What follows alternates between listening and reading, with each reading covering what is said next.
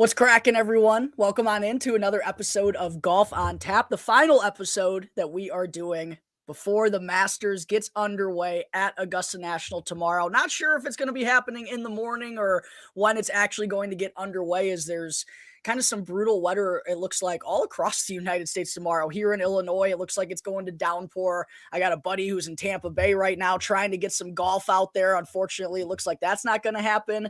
And the Masters just announced that the course is not going to be open to the fans bright and early tomorrow because of the conditions. Winds could get up to 40 miles an hour, but whether it starts tomorrow morning, tomorrow afternoon, whatever it may be, absolutely the best week in golf. The Masters is finally here, and with that being the case, we got one final show left. We thought we'd bring on Jon Martin, former PGA professional, a new friend of the show, to talk about all things Augusta before we get started tomorrow. Jon, thank you so much for taking the time once again. We're so happy to have you back. How you doing as the Masters is, right around the corner? Well, thanks for having me back, guys. Appreciate it. Looking forward to our conversation here tonight. As I said before we came on air, that Masters is my favorite tournament. Ever since I was a kid, just especially Sundays when you get into that back nine on Sunday and all the great storylines. My favorite going back is Nicklaus in '86 with the charge up the leaderboard on the back nine, and then there's Crenshaw with the Harvey Penick passing away and breaking down there on the 72nd hole as he had just won that week. So there's just so many great things about the Masters. Oh, so many great things. The storylines, the course, the hole by hole, the coverage. Actually, we get to see every golf shot that we want. It's really the one kind of week of the year where we're allowed that opportunity, but tons of fun heading our way over the next 4 days at Augusta National. But Jon, kind of talk to me a little bit about, I know you just outlined it a little bit, but what really does make this week so special to you? What makes it your favorite tournament year in and year out? And what are you looking forward to the most in terms of the 89th edition of the Masters this year? Well, first of all, I'd have to say it's the tradition. It's the only major that's played on the same course every year. Some years it plays easier, years it plays harder. Just depends on how they decide to set it up, and of course they have the ability to dry that course out or keep it softer if they choose. But everything about it, from with the champions dinner on up until they put the green jacket on the new champion in Butler Cabin at the end of the week, there's just so many great things. Par 3 tournament was today. You have the opening tee shot from the legends, past champions, the old guys, when they come out. And I saw Jack practicing and Watson on the practice tee the other day, trying to hit some shots. And Tom was getting aggravated that he wasn't hitting the driver very well. So, even at his age, he's upset he's not hitting it great, So he's still the same, no matter the age, just like everybody else. But just everything about it.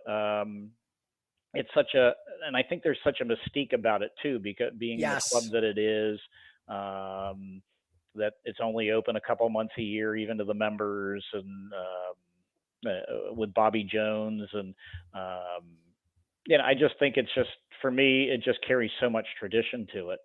And for me, that golf is about tradition. So,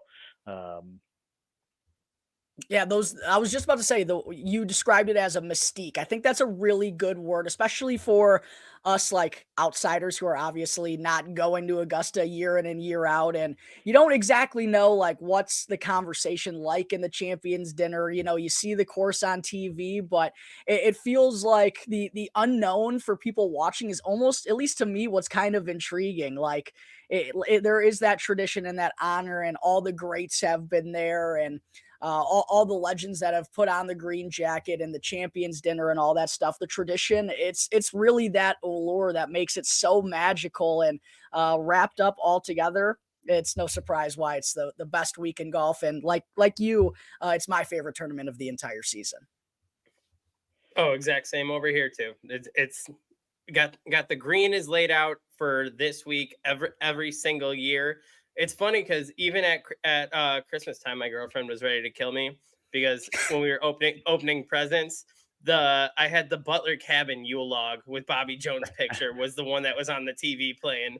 And she's like, seriously right now? I was like, come on, I can use this one time a year. I'm going to get it in. Yep.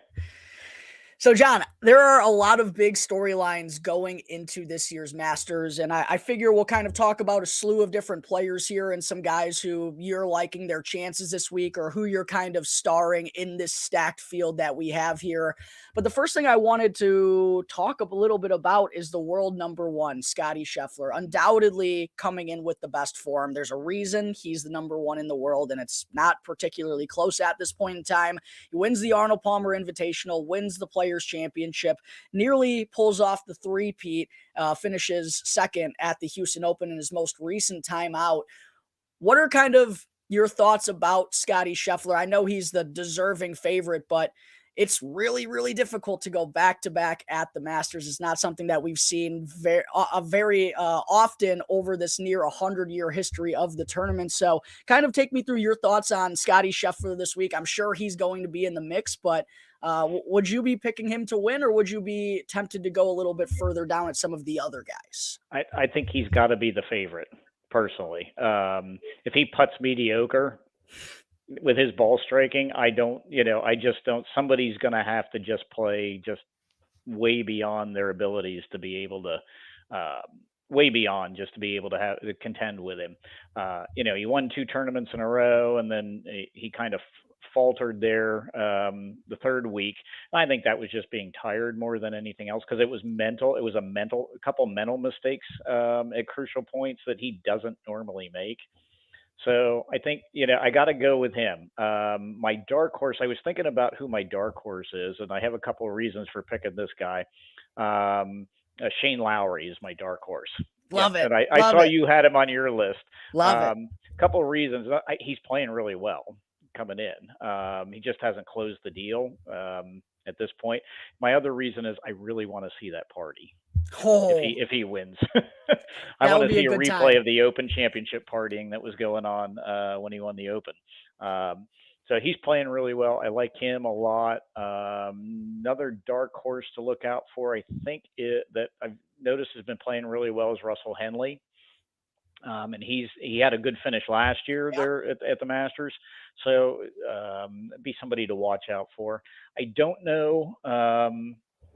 Koepka, I think you always have to consider him. He's a killer when it comes to majors. It just seems to get his juices going where regular events don't seem to fire him up, but he shows up at majors and it's like, I just want, it's kind of a little bit like the old Tiger mentality. I don't just want to beat you. I want to beat you and then stomp on your throat and choke the life out of you. And he carries himself that way when he shows up to majors.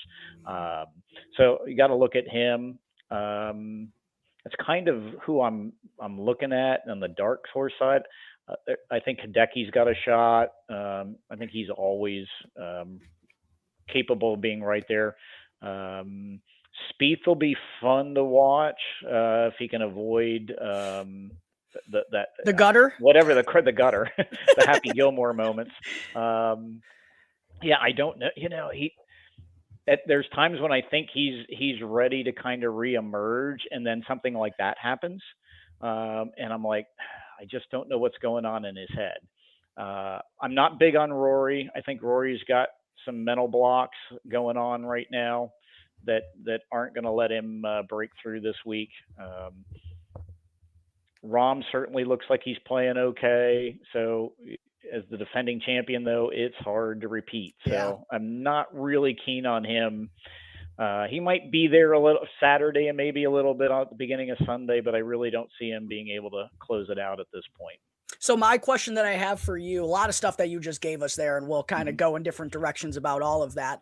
I'm curious, though, if you were given a Rory to Jon Rahm head-to-head matchup, not who do you think's more likely to win, who's more likely in your mind to perform better this week? Are you going with Rory or are you going with Jon Rahm? I'm going to go with Rahm. I think even though he hasn't been winning over on Live, I think that's the narrative has kind of gotten a little not out of control, but with his talent, people just expect Mhm. him to go over there and absolutely dominate. And it's not like he's playing terrible golf. Right. He's still very consistent. And I agree with you there. The main reason for me is because I feel like Jon Rahm's floor is higher than Rory's. Where if things aren't going well for Rory, we saw it last year. He is capable of missing the cut here at Augusta National, Mhm. and that could certainly happen to Jon Rahm too, Yeah. right? Augusta can make fools out of the best Mhm. players in the world time and time again.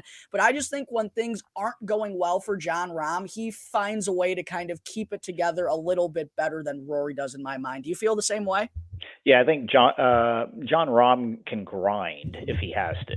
Yeah. Rory doesn't seem to have the ability to grind. Like if Rory's off, he's off, and he doesn't have that ability to overcome that. Whereas Rahm can be. I've seen, Rahm's won tournaments where he's off, and yet somehow he manages to find a way to get through it. And I think Rory's got some ghosts there in his mind with Augusta, with some of the times he's collapsed a little bit.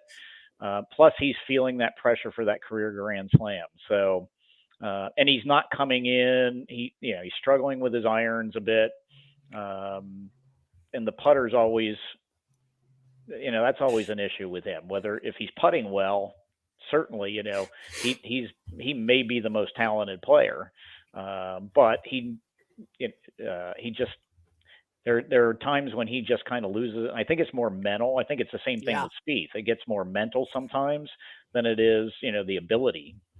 I think they're oddly similar in that way, where Hmm.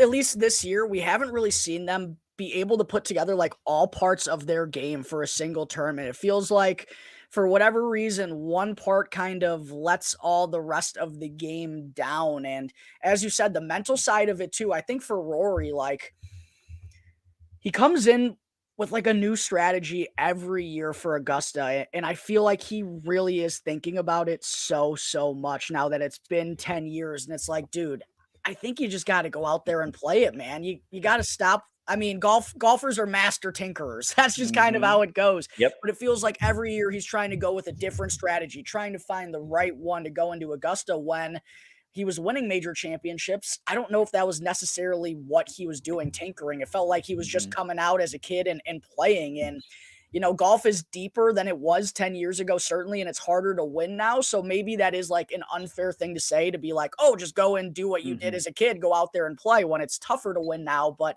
it does feel like that's kind of what he's got to get back to, in my mind, at least.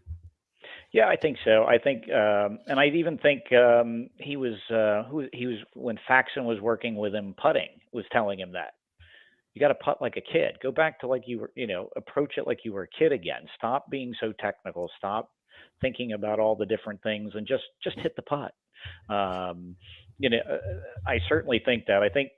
I do think Rory at times feels like he's carrying the weight of the world, because because he was in the middle of the battle. He was the front man for the PGA Tour with the battle with Liv when that started, and then got kind of thrown under the bus by Monahan. And I think in the pressure of that, I mean, I can't relate to the pressure, obviously, of trying to complete a career Grand Slam, and especially in a place where he probably should have won a few times and collapsed, and to know that that's always going to be there in his head.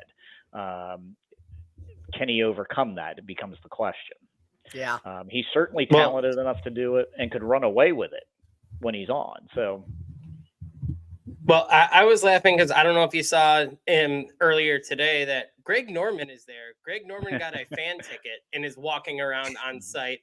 And all the videos and stuff is just people reminding him of, hey, do you remember when you completely fell apart and lost here? Was that 89? What year was that? there were a couple. I know there were a couple. There were a couple. 86 was one, because he actually had a chance to tie or at least be tied or beat Nicholas, I think, on the last hole, and hit that another one of his famous blocks. Yeah. Under pressure, which he always managed to block an iron shot when he was under pressure. He was also I laughed at this. He was also telling people that everybody that approached him told him what a great job, what a great thing he had done for golf with LIV. And I'm like, including the security guards. I'm like, oh, would you please shut up for Oh, 1 week, please. for real. John, I don't know if you've ever seen this account on Twitter, and I actually don't remember the name of it off the top of my head, but it's like Live Golf Nation on X. Hmm. And they've told stories about how they're like on a practice green and people walk up to them and be like, oh, Hmm. go four aces and go range goats. Same Yeah. exact feeling about Yep. that. Yep.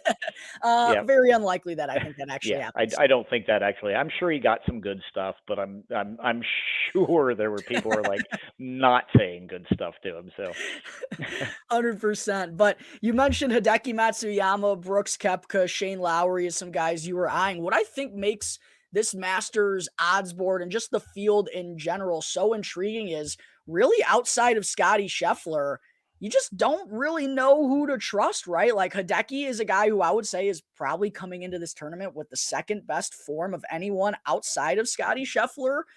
So that's a reason why I took him this week. But like the PGA Tour big boys really haven't showed up week in and week out so far this season. Then, of course, with Live, there's always the debate of, well, how do you quantify this? It's mhm, 54 holes. You know, you're not. It's just not the same exact situation, and you can question some guys' motives over there and week in to week out playing. So it's like, who exactly do you trust? And I think that's what makes this tournament so intriguing. If it's not Scotty Scheffler, it really does kind of feel like a toss up because it's just hard to trust anyone else at this mhm, point in time. mhm. Yeah, and like I think, like you said, it's hard to know if the live guys are really in form just because of the format that they play. 72 holes with a cut is a lot different than 54 no. 54 no cut. I don't care what anybody says. You don't have that pressure. In a first, even if it was 54 and you had a cut after one round or even Right. after two, there's pressure. That would be a better format that you could somewhat compare. But it's such a different thing now. The one thing I'll say is these guys are all professionals. They've played majors. They know what they're doing. They know what to expect. So mentally, I don't think it's as big a deal as a lot of people think. But it is hard to know what their form really is. I think really is coming in. They're generally not playing the same caliber of golf courses they're playing on the tour. They did this at Miami Doral. with Yeah. Doral, and I think that's a fairly good test for where some of them where some of them were. Um, but some of the other courses are not up to that standard, so it's really hard to know for sure how they're playing. I wouldn't count any of them out. Uh, Again, they're professionals. They've been there, done this before, so it's not foreign to them. They're not just walking into something cold. If it was one of the younger guys who had been on Live that somehow got into this, completely different. I would say absolutely no shot, no chance. Different animal. You're not used to this yet. Yeah. Um, And when it's the first major championship of the year, too. Like, mhm, you haven't seen these guys in a major right. since what, last July at the Hmm. Open? So that kind of adds to the difficulty and trying to figure out who to take this week as well. Yeah, and I do go back to one of the debates that we're having is it's the majors used to be that way because it used to be the European Tour and the PGA Tour, and the best players were somewhat split.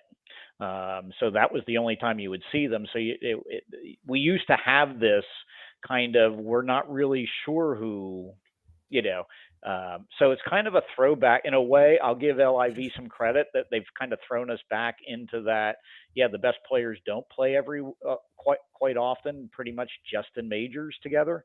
So it does add a little bit more intrigue from that standpoint. So I'll throw them a little bone on that as maybe a good thing. I'm not.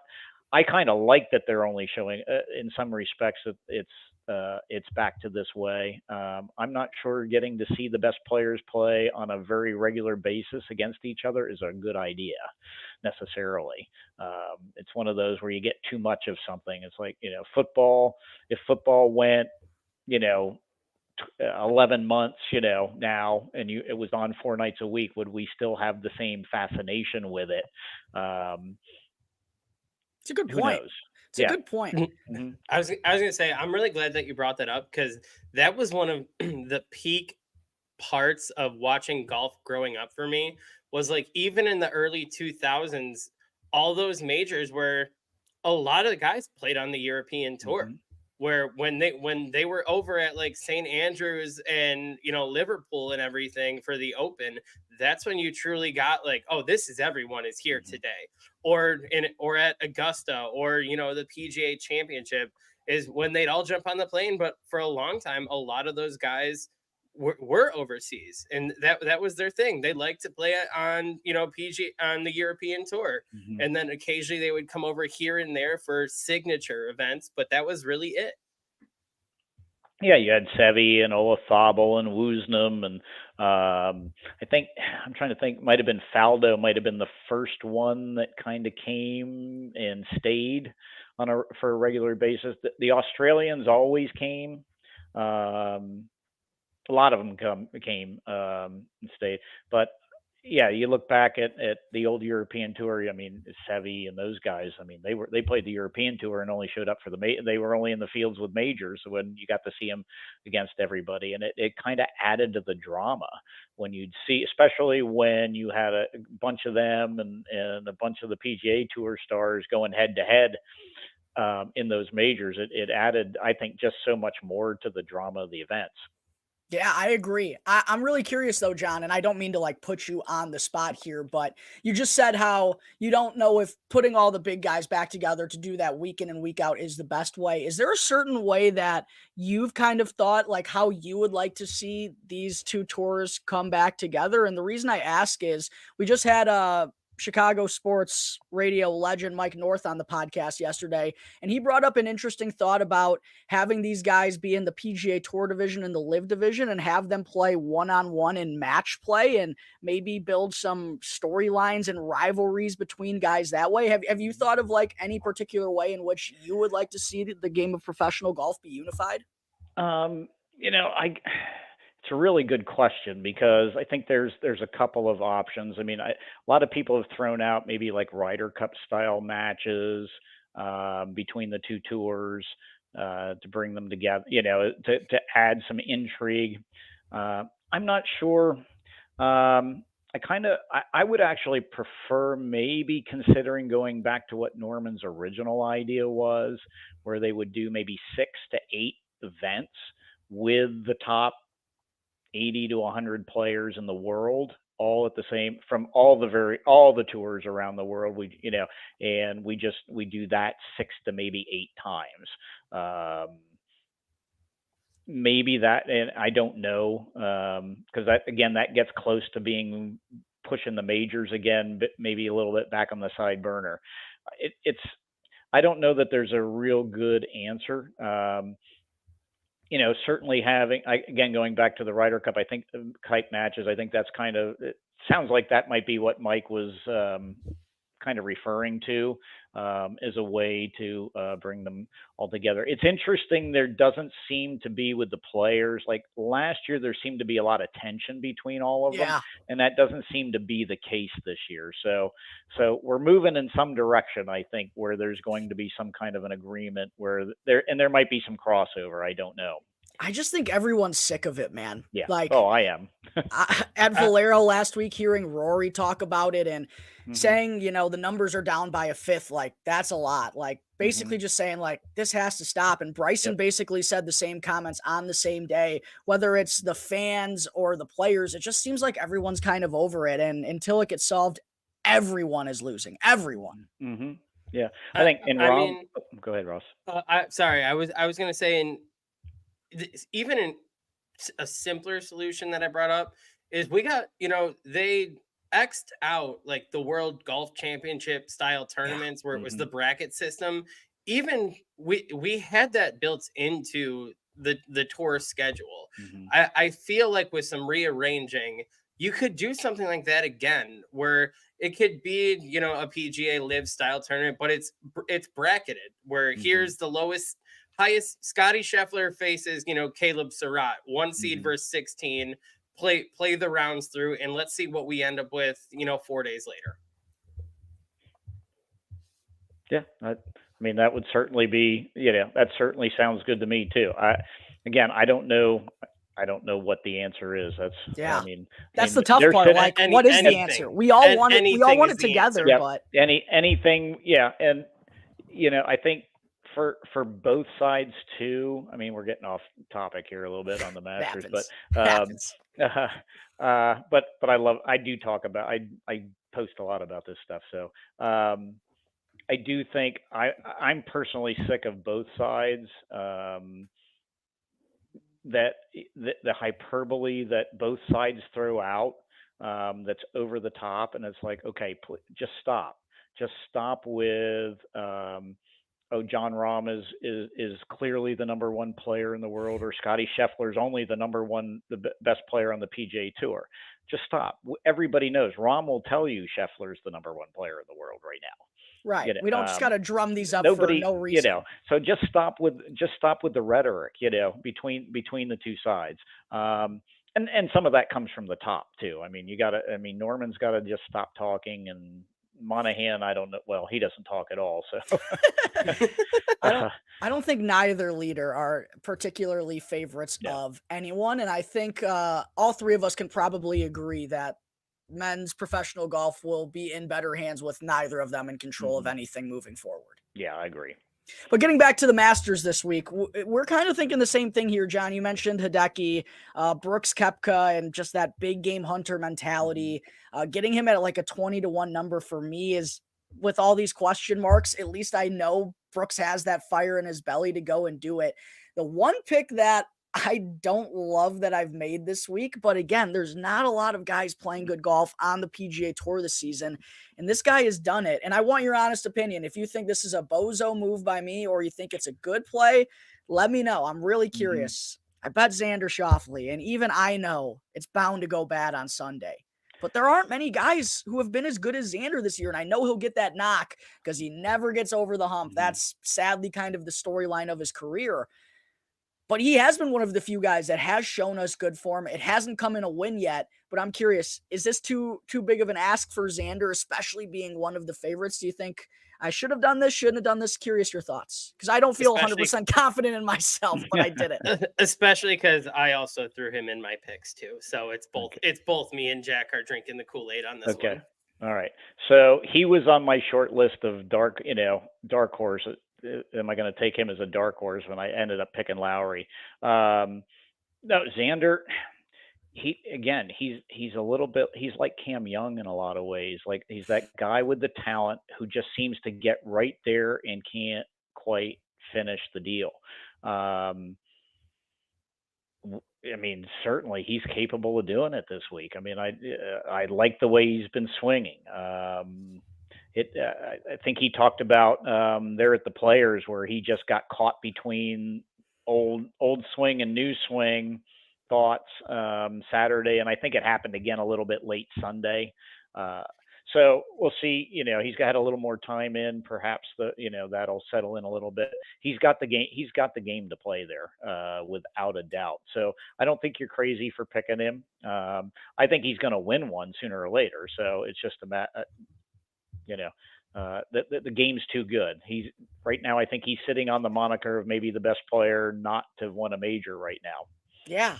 It feels like if he just keeps putting himself in these positions, he's going to stumble into one at some point in time, right? And I actually heard another podcast bring up a kind of interesting comparison to a guy that Xander, I don't know if he still does because this guy plays for Live Golf now, but I know they both lived in San Diego together and played a lot of golf together. Phil Mickelson early in his career kind of got like a similar rap that he couldn't win the big one until he went out there and finally did. And I know Xander's got a long way to go to become Phil Mickelson, but it does feel like, as they're approaching their 30s, or Xander's now 30 years old, it feels like they kind of had that same narrative around them.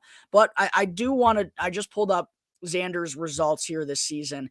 And I think even though he has been popular this week, I still think the general golf community doesn't really understand how good he's been this year.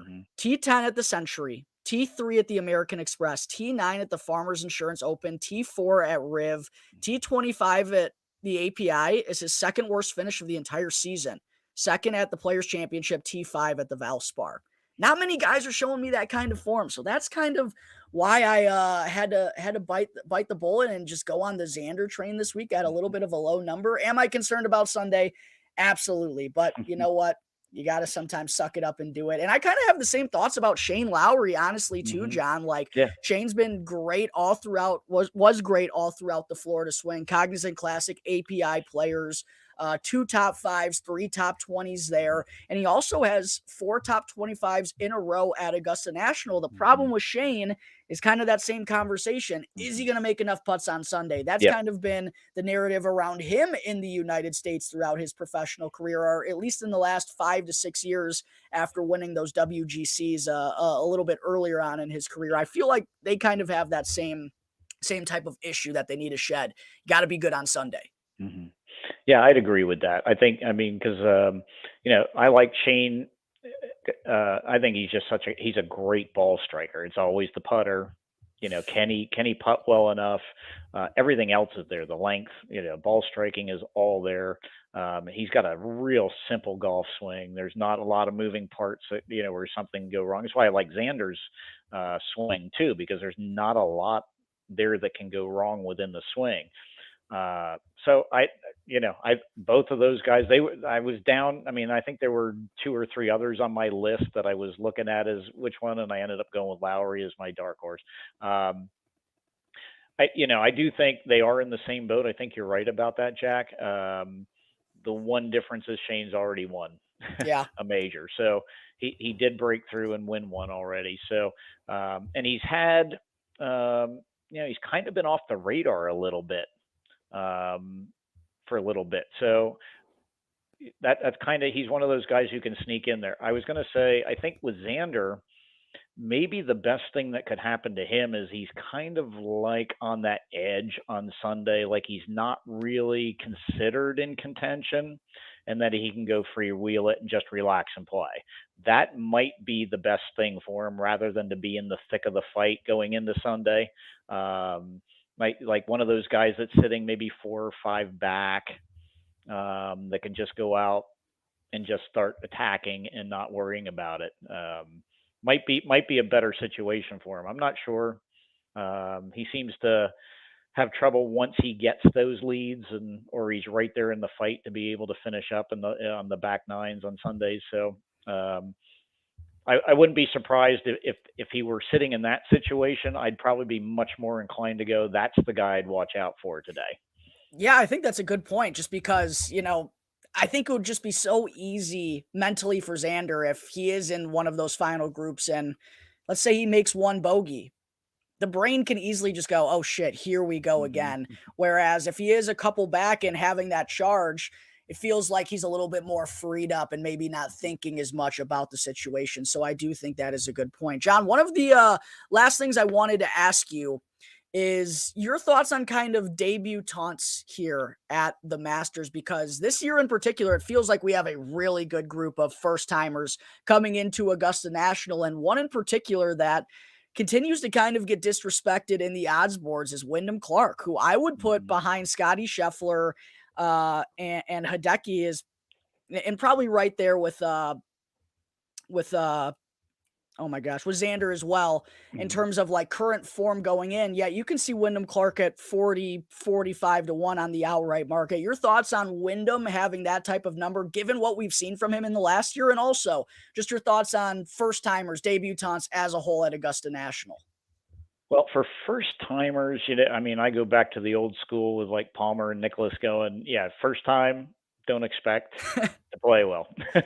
It's such a different tournament, and you don't understand yet how to play the golf course. We can tell you places to go, but until you've actually done it and been in there, um, it's difficult. To get to Wyndham, certainly has the game. I mean, again, he would be a first timer, I would think, with his mentality, with his length, with his ball striking to certainly be, and I mean, the putter's definitely been better, and that's been one of the big things that has gotten him over the hump, and uh, that he would certainly be one of a first timer that would have a shot at it, especially with the way he's playing.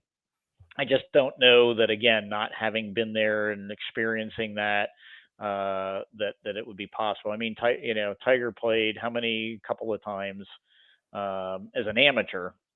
Um, and struggled with the golf course. And even right before, I'm trying to think, it was was maybe even the year before. I'm trying to remember. He didn't play before he turned professional. He didn't play particularly well, and he'd already been there like once or twice before in the Masters. So it just takes some time to mature, and it's a golf course that requires patience, and you can't. Being a second shot golf course. It You really do have to be patient and pick your moments as to when you're going to be aggressive and when to say, okay, I need to settle for this area on the green, even though that's 35 feet. It's a better place to be than trying to jam something in 6 feet where I'm above the hole and it's going to break 6 feet on top of it. You just have to, and that takes time and patience and understanding. It's real easy to want to go fire at the flag that looks inviting, and even if you know you shouldn't be doing it.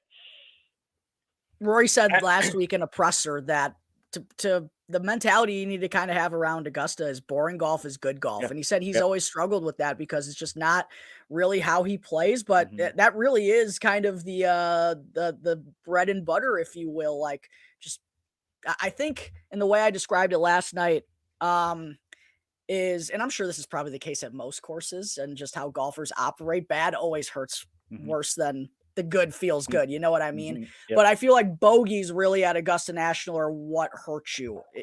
Par threes and par fours, if you're making par there, you can't really be upset about it all that often. You take advantage of the par fives and don't make bogeys.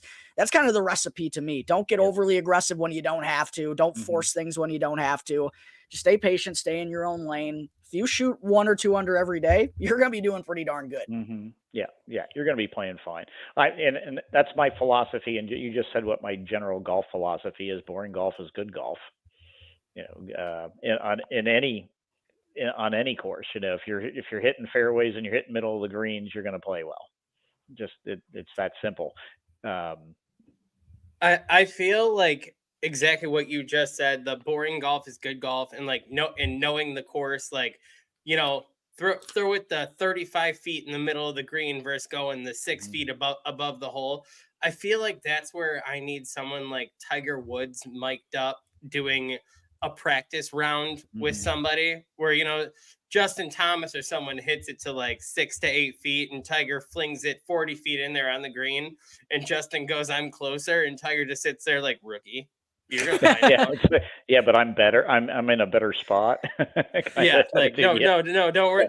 Give it 5 minutes when we walk up there. You're gonna find out. Speaking of that Tiger Woods guy, we haven't talked a ton about him here on that show. John, I feel bad saying this, but I feel like I have some of the lowest confidence out there in Tiger Woods. Is not chances to win, like his chances to play well, man. And I know the cut streak at Augusta National. I firmly believe he can go and, fight around enough through 2 days to make the cut. I don't have any faith in him on the weekend just because we haven't seen him play 4 days in a meaningful golf tournament. That's not his hit and giggle in Albany. In seemingly forever. The one time we've seen him this year, obviously at Riv 2 months ago now, he only plays one round. Last year at the Masters, wasn't able to finish. We're getting bad weather right out of the gate, as you talked about. That's not going to be doing him any favors. Kind of your thoughts on Tiger Woods this week at Augusta. I never want to count the man out, but it's just hard for me to see it, man. Yeah, I agree. I wouldn't be surprised to see him make the cut. But I don't know, I can't see him contending in any way, shape, or form. And again, I'm going to stay away not just because of the physical issues that he's had. He just hasn't played competitive golf. Yeah. And I don't care what anybody, if I went out and tried to play, I haven't played serious competitive golf in like 20 years. If I tried to do that now, I'd embarrass myself. It would take me time. You'd see glimpses and you'd say, oh yeah, that guy can play, and it'll take him some time. But I wouldn't be anywhere, ready. And my swing could look great and all that, but I haven't had the repetitions in competition. And that's where Tiger is.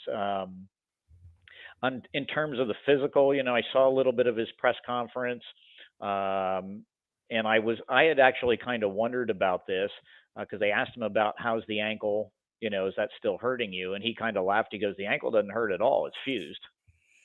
And he said, "I don't have pain in the ankle at all." And I kind of wondered if that was really the cause of the limp now, which I think hit that statement kind of confirmed that that's why. So he's always going to have a limp now because that ankle's just not going to be able to move the way it should naturally. The back's a bigger issue, and that I think that's the strain from the leg being weaker and then the strain of being able to swing a golf club with previous back issues, and now you've got a weaker leg.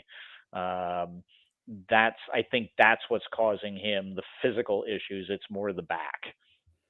So I'm yeah, and he can't no, practice putting. Yeah. yeah. I'm on board with everyone here. Where do I think he can make the cut? I do believe it's the fact that it's Augusta. It is not you playing the field. It is you playing the course. The man knows how to play the course, even on one leg and half a back.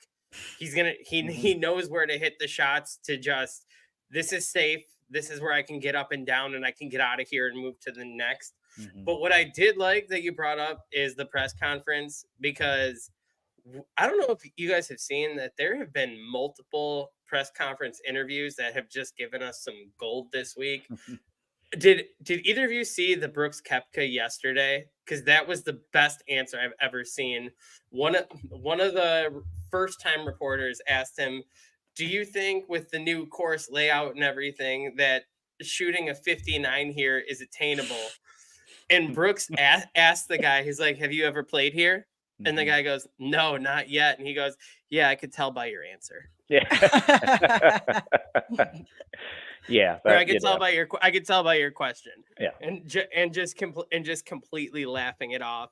Yeah. But I guess, John, one of my questions I have actually for both of you guys, for how I get to answer too. You get to answer one. for how special this week is. There's so many memorable moments where we all have sat there and gone like, "Oh my God, that just happened," when it comes to this tournament. I want to know, both of you, the reverse, where you saw something and it was like, "I don't actually believe that just happened." For example, for me, you still to this day cannot convince me that Danny Willett won the freaking Masters. Oh. And Jordan had to put the jacket on him, dude. Yeah. Hey. Oh man. I'm trying to think off the top of my head here.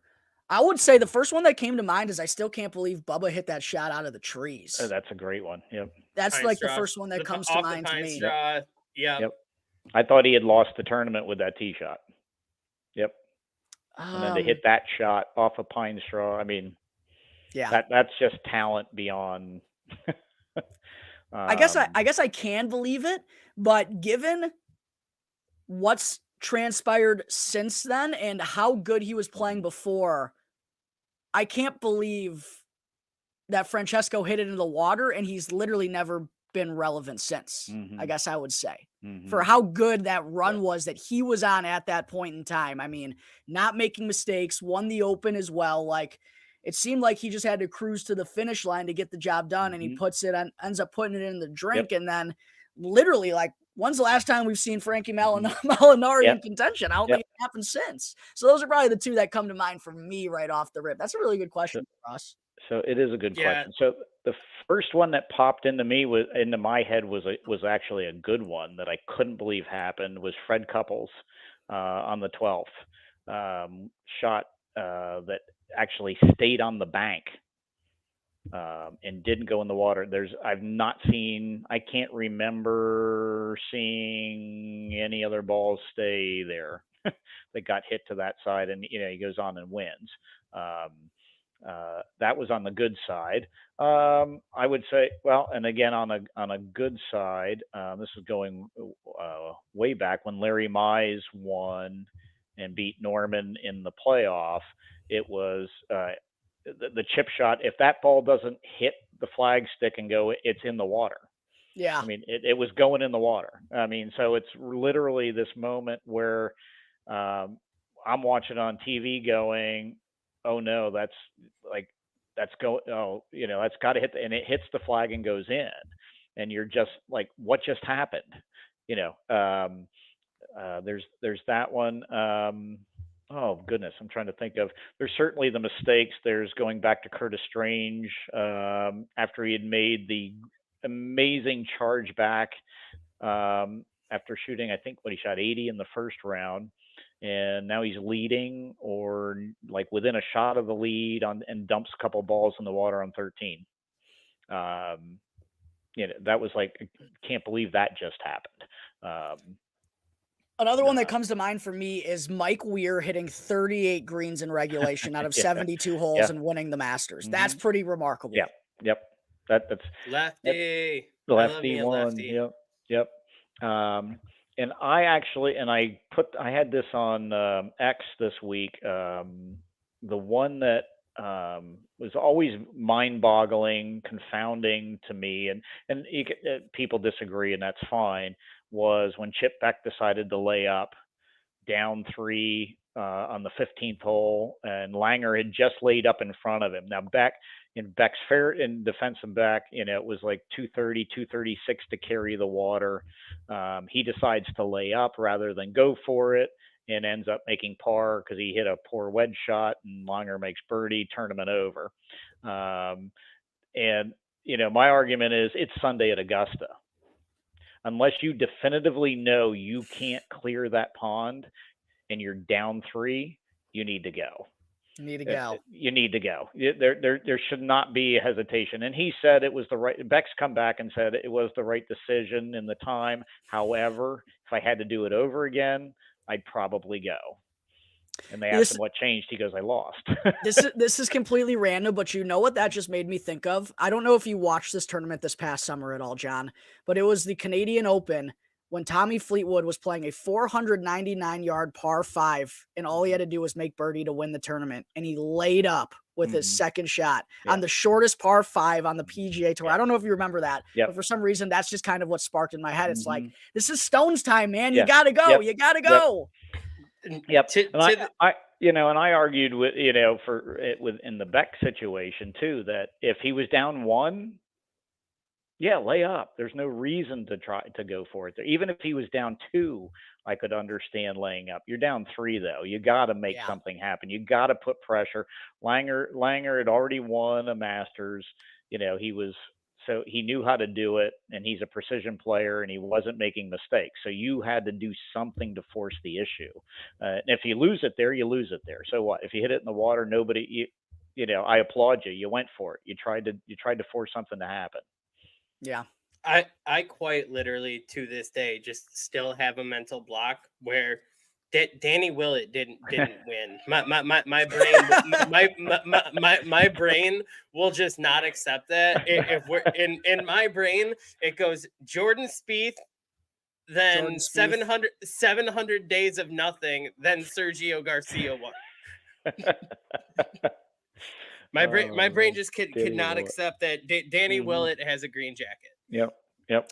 That is the lowest winning score we've had at the Masters since 2007 was the Danny Willett -5 when the weather got a little crazy there, and Jordan did not have his stuff on the back 9 on Sunday there, which was rather unfortunate for him. But speaking of Jordan, I wouldn't know, it didn't happen. Yeah, right. I forgot. John, the last question that I have for you, and maybe I think it's a good question. Maybe you won't take it the same way, but what is, other than Tiger Woods winning the Masters this week, what is the biggest storyline to come out of the Masters? Like, would you say it's Rory winning the Grand Slam? Would you say it's Rahm going back to back? Would you say it's Scotty like cementing that he's the world #1 and kind of the best thing we've seen in professional golf since Tiger? You think it's Jordan Spieth getting his redemption and winning at the Masters again? I'm curious, like which one do you think would be the biggest storyline for professional golf? I would think it would have to me, it would have to be Rory. If Rory won the career Grand Slam, that would just be that would be it. I mean, the other ones, I don't know that Scotty needs to cement himself as number one. I think he's clearly there. You know, the number one player doesn't always win True. majors. That's not necessarily. Although, you know, I mean, I'd be surprised if he wasn't in contention. Close enough, at least on Sunday, to be a possible threat. But I would go with Rory. Probably number two on that list if Spieth were to win. Just say, oh, maybe he's back. You know, Yeah, right. you know. Out of all those, the other one would be Danny Willett winning for the second time. Wait, what? He won? Honestly, I think we're forgetting one. Just what if out of nowhere we get Wyndham Clark or Ludwig Oberg go out and take it as a debutant? That would be crazy too. Yep. I guess since it hasn't happened since what, 79 with Fuzzy Zeller, right? Yep. 79? I think Fuzzy was the last one. Yeah. Yeah.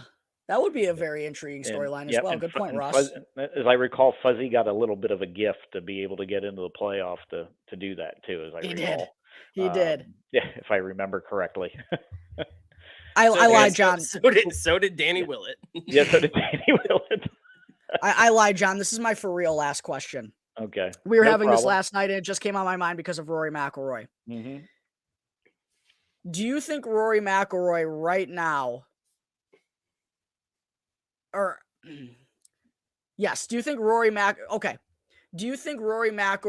needs to win the Masters to be one of the all-time greats in professional golf?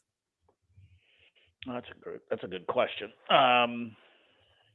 I was putting it like he either needs to win the Masters or he needs to win at least one major this era to be one of the all-time greats. I think he's got to win at least another major. Yeah. I think he's. I mean, I think he's a Hall of Famer, but to be elevated into that next level, he's got to win at least one more major. I would actually say maybe two. If he wins one Masters and you got the career Grand Slam, you're there. Otherwise, I think maybe two. Yeah, I had the same thoughts. To cement himself. I agree with you too. He's clearly a guy who's underachieved. I think if you look at his talent for what he probably should have done. In fairness, it's not easy to win. So, and if you make mistakes and it starts getting in your head, which I think it has in his case, it gets even more difficult. Yeah, I definitely agree with you, John, especially with if we don't get the career Grand Slam, I think he needs two, because I think we have to take in consideration then what we're going to throw out Brooks, where Brooks already has 5. Yep. In 6 years. Brooks has 5 in 6 years, man. Yep. That's really gosh darn impressive. Yep. Yeah. And I think that's going to be an interesting head-to-head the rest of the way their careers, because they're good friends, and but at the same point in time, Rory does not like Brooks having more majors than he does. Not one bit. No, none of that is one of those friendly competitions within the upper echelon of players. Even at the level that I played at, it was like, I won twice this year. How many of you won? No, shut up. Yeah, I love it. I've won 4 more times over the last 3 years than you have. So there was always that back and forth. Yeah, but you always wanted to have that one up if you could get it. Yeah.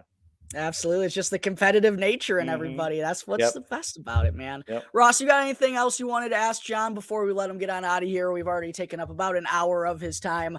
I also got a Blackhawks game starting in about 15 minutes. So I've asked John about everything that I have in my arsenal. And John, I appreciate you for all your answers. Thank you very much. Ross, you got anything else you wanted to ask John before we get on out of here, my friend? I do not. I, as always, enjoy when, John, you come on the show and just chat golf with us. Especially, it's Masters Week, baby. Like, there's nothing better. I cannot wait to hear the piano music tomorrow and just hear it live from Augusta Country Club. Let's go. I think we'd be remiss if we didn't say, congratulations to Vern Lundquist on, this is going to be his last one and the great calls he has made. Understated very often calls that get overlooked, but he's just been, he's synonymous with some of those great moments. The Tiger moment In your with the life, Nike, yeah, one of the with best the calls Nike ever. logo pausing just long enough for the great marketing ad. Yeah, he'll be missed in the broadcast for sure, and I wish him well and hope everything is well for him and as he moves on.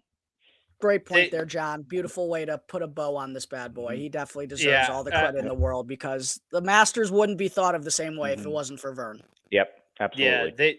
they just did a tribute to him right before we started recording, and of course they're making him cry on Wednesday Mhm. night Oh. at, Yeah, at yeah, Augusta. I'm like, yep. guys, come on, you got to let him do 4 more days.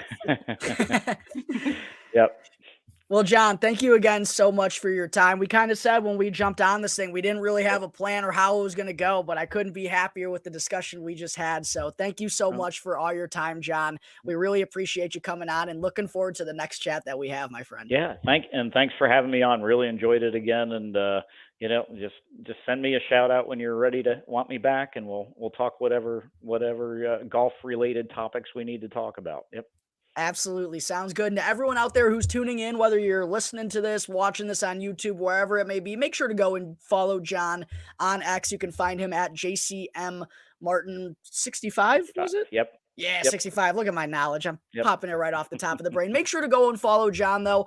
Also, he just posts a lot of great, cool golf insight. I subscribed to his Substack recently and a lot of great stuff coming out there. So make sure to go and do the same. We always appreciate John and everyone who comes on the show. We try to pump their tires as much as we can. So make sure to go and follow John if you haven't done so already. If you don't, I don't know what you're doing. As for us, you can go and follow Golf on Tap on X. Funny enough, at On Tap Golf, because someone stole our Twitter handle literally a month before we jumped on it. Make sure to go and hit that like button. Subscribe to the On Tap Sports Network as well on YouTube.